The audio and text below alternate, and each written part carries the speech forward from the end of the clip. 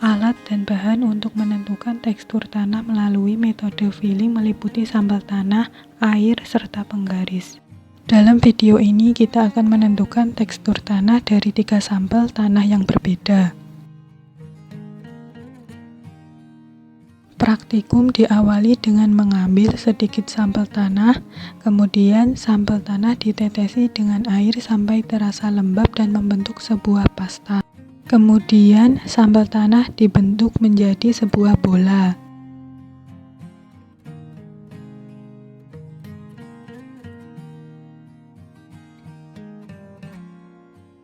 Pada percobaan ini, sampel tanah pertama tidak bisa dibentuk menjadi sebuah bola karena butirannya mudah terlepas.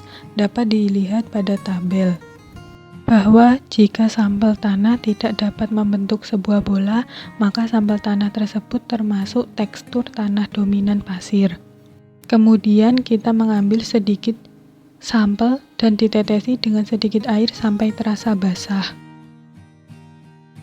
Sampel tanah dengan tekstur pasir akan terasa kasar jika dilakukan uji seperti ini. Seperti pada sampel tanah pertama ini terasa kasar.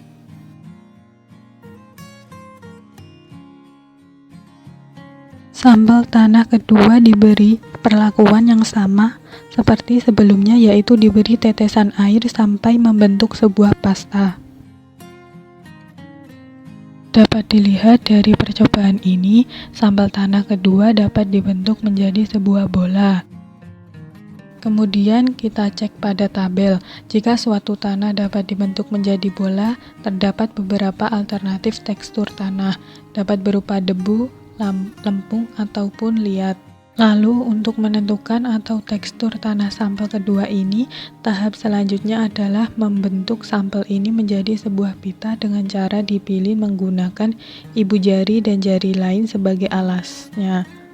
Dapat dilihat pada sampel tanah kedua ini tidak dapat dibentuk sebuah pita karena retak atau hancur saat dibentuk menjadi sebuah pita.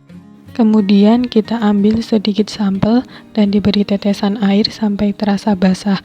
Tekstur tanah kedua ini terasa halus dalam kondisi basah. Dapat dilihat pada tabel jika memiliki ciri-ciri seperti ini, maka tekstur tanah kedua ini termasuk dominan debu. Kemudian sampel tanah ketiga diberi tetesan air sampai terasa lembab, kemudian dibentuk menjadi sebuah bola.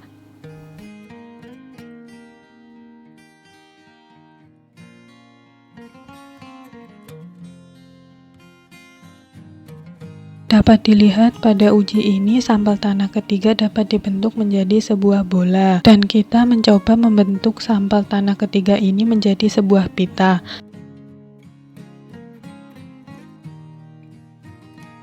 Kemudian gulungan pita ini diukur menggunakan penggaris. Terlihat bahwa gulungan pita sampel ketiga ini mencapai ukuran kurang lebih 9 cm. Jika kita melihat pada tabel, jika suatu tekstur tanah dapat membentuk sebuah gulungan pita membentuk lebih dari 5 cm, maka tanah tersebut termasuk golongan liat. Salah satu ciri-ciri tanah dengan tekstur liat yaitu terasa lengket saat dipegang seperti tekstur tanah sampel ketiga ini.